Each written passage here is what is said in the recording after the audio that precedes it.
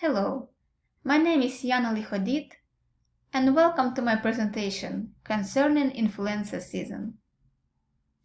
Every year, the United States faces the influenza season that has many consequences, and I have been trying to understand how to reduce those effects. I believe that in a season with high level of disease, hospitals need to hire additional staff to reduce their workload and be able to help all patients. This is the motivation of my project.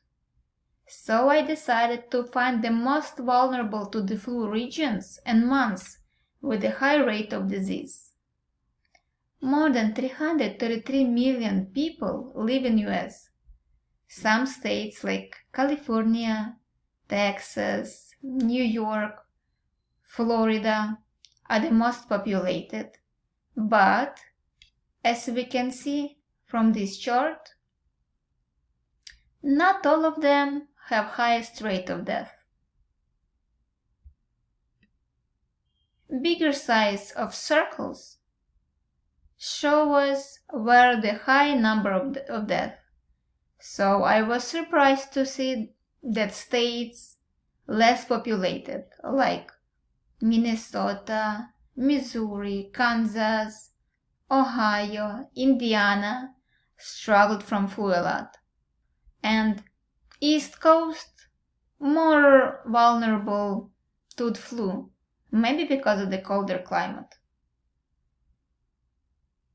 In the United States, flu season occurs in the winter. While influenza viruses circulate year-round, most of the time flu activity peaks between December and February, but the activity can last as late as April. And it is important to know who is under the flu attack. I analyzed data provided by the Centers for Disease Control and Prevention. For our convenience, all population divided by groups with 10 years difference. As we can see from the chart, the population 75 plus and 85 plus years are the high risk for developing influenza-related complications, even like a death.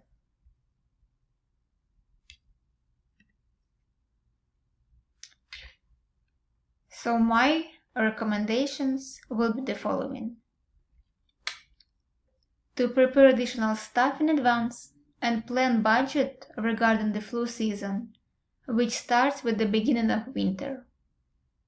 High populated states like California, New York, Florida need to be under extra attention to reduce the high number of deaths.